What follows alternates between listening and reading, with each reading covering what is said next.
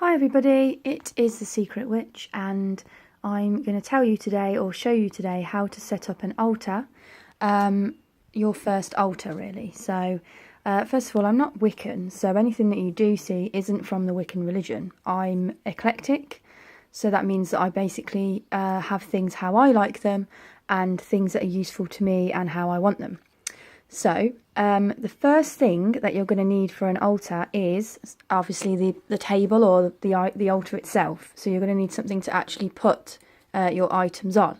So I've just got a cheap wooden table under here that I used to have in my old house, and I've covered it with this cloth. So you can buy proper altar cloths in the shops, but this is just a scarf that I found from the charity shop because it was cheap and I thought it looked earthy and nice and silky, so yeah, I use that for my altar cloth.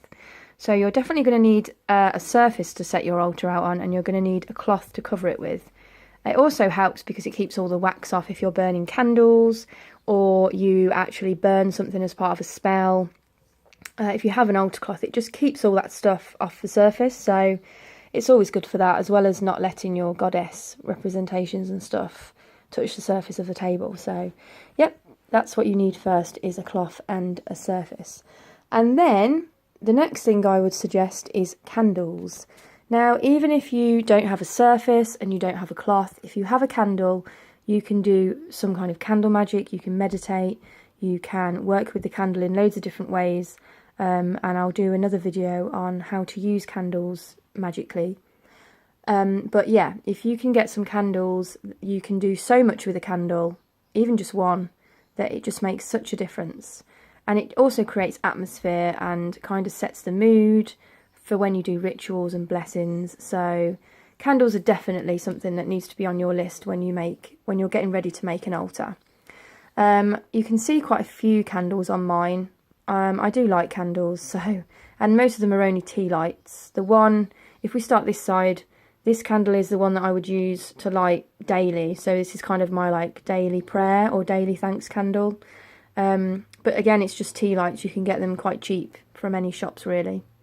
And then if we go to the middle, you can see I've got my full moon candle here, which I made myself. This was just a standard white pillar candle. And then I added the ribbon and the charm to make it into a moon candle.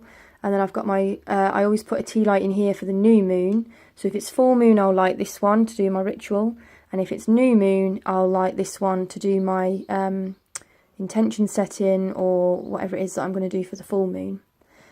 These two are actually part of a spell that I'm doing at the moment. It's like a 7-day spell. So that they're kind of getting lit every day at the moment, those two. And this one at the back here is my goddess candle. So you really want, it depends what your path is, but for me, I would always light this one, and if I'm going to work with the goddess, I would always light the back one. And then this corner here is quite new to my altar. This is my fairy corner, because I've just started working with and practicing with fairycraft. So I made a corner that's kind of dedicated to the fairies, and then I light that every day as well, just to kind of give thanks to them and blessings to them. But yeah, we'll talk about that later on a little bit more. So we've got your altar and your altar cloth and your candles so far. So the next thing you're probably going to want is some kind of tool to conduct and channel energy. So you can see here I've got my wand, and when I first started I had a knife that I used as an athame, but it didn't really resonate with me. I found it hard to use, and I just found that I preferred to have an actual wand itself, so I decided to switch over to a wand. And I actually bought this wand first. So this is my clear quartz wand that I got from my crystal shop that I go to all the time. And this is the one I used in lots of my earlier spells and rituals, which is great. It's a really good energy channeler for those kind of things. And then it still sits on my altar and I do still use it, but I tend to use this one more now. So this is my birchwood wand that I bought. It's 200-year-old birchwood, all hand carved. I didn't carve it, but I decided to kind of treat myself to that. But basically, your wand or your athame, the choice is up to you really. Some people say that you need both. I personally think that it kind of is up to you what you decide that you need. So it's up to you to make that choice, and you don't need to be buying expensive wands. You could, you know, as long as you've consecrated it and you've set the intentions for its use, you could just use a stick and that could be your wand. If that sticks, if you've noticed that in the forest or, you know, on the beach and you've picked it up and it's kind of cool to you, that could be meant to be your wand. So don't think that you have to go buying loads of expensive stuff to start practicing witchcraft, because you really, really don't. You can find things all over the place that are just gifted to you from nature. And that's kind of the best way to do it, really, I think, is to just do it naturally and just allow things to come to you when the time is right, really. So, as well as a wand, you might want something that kind of represents your deity or your path. So here you can see at the back of my altar, you can see several different goddess kind of representations, all to do with earth, because I work with the earth goddesses more than any other goddess. There is some crystals here in a formation that are dedicated to Sekhmet, because I do work with her. She's an Egyptian goddess of strength. So I bought those to kind of represent her. But I've also got some goddess oracle cards on here. Those are the two goddesses that I work with most at the moment, Una and Cordelia. So I use my deck a lot to kind of represent, because then I don't have to keep buying figures and objects.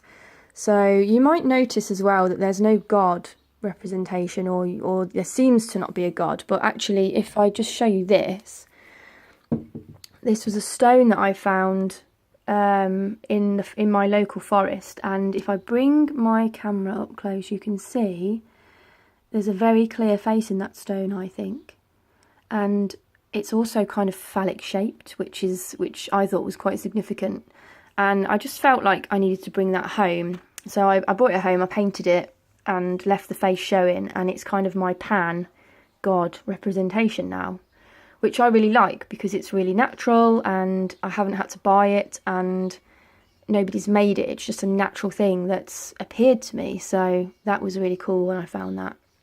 So he kind of sits there, and I don't really work with the god that often, to be honest, and that's one part of my sort of practice that I need to work on, because I find it quite hard to connect with the god.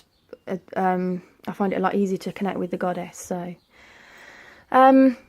yeah, you might want something that kind of represents the goddess, or if you don't know who your goddess is yet, just something that represents the goddess in general. So you might have found or be searching for hagstones. So these are a witch's stone, or a hagstone it's called, and they're natural stones that have holes in them, usually found at the beach, but this one I actually found again in the local forest. So I thought that was pretty fascinating, because they are usually made when water sort of erodes away the rock. So it's either very old or it's strangely got there. So I picked it up, and it's commonly used to represent the goddess. So again, something that you don't need to buy, that you can use as your goddess representation. So that's something else that you might want on your altar, is something to kind of represent your path. So if you're a kitchen witch, you might have some herbs on there, or some cooking tools, you know, a spoon or something like that. Or, you know, I've just started with fairy craft, so I've got my fairy craft corner here with some crystals and flowers to attract them. And then this is my little seashell offering bowl that I'll put honey or sugar or milk in. And these are my little fairy figures that I made that kind of just sit in that corner watching over it all the time. So anything that sort of attracts you, if your path is draconic magic or draconic witchcraft, you might want some dragon statues on there. If you are a crystal witch, you might want crystals on there. So it kind of depends on what your path is, really, to what you decide to decorate your altar with.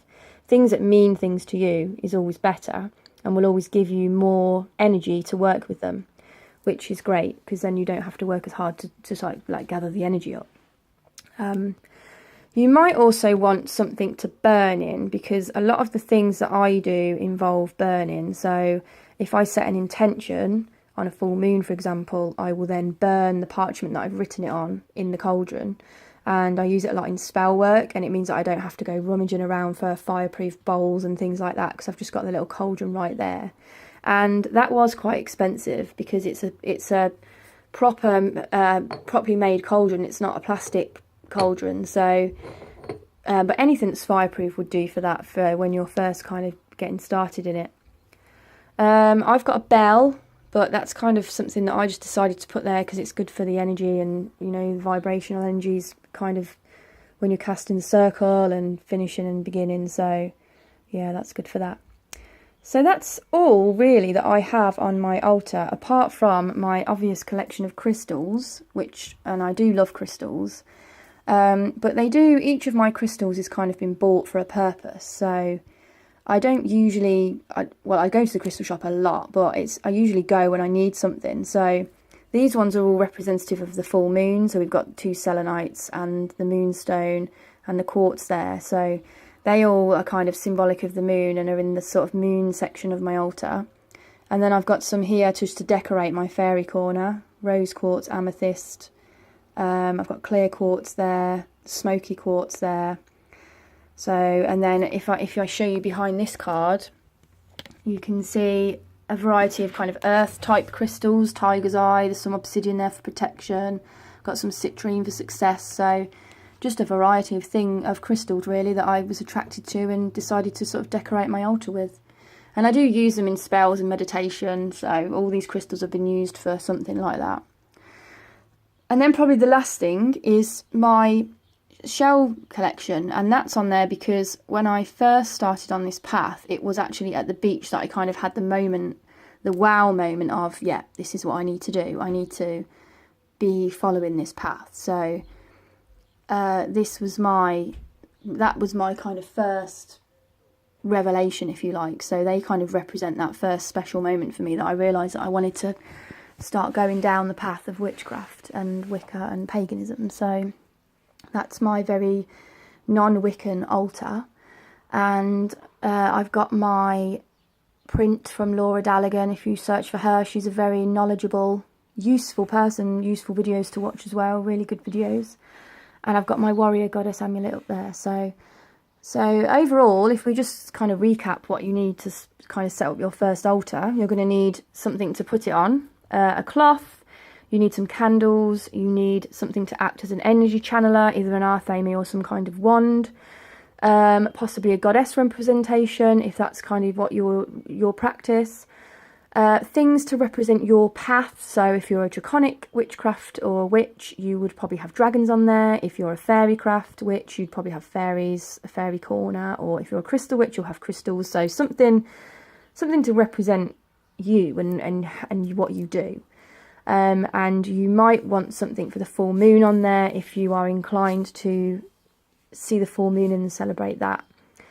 But really, that's it. So that is kind of how I set up my altar, and I'll go through things like this in another video. This is my pendulum, so you might start doing divination, and we can talk about tarot and pendulum and oracle cards and how to do readings. So it's new. This is all new for me. I've just decided to kind of start a video series about, you know, beginning witchcraft. So if you have any ideas for videos, or you want to know, there's anything you want to know or you want to see or you want to learn, then just put it in the comments, and yeah, I'll make some more videos for you so we can learn together. So thank you for watching, and I'll see you next time. Thank you and blessed be.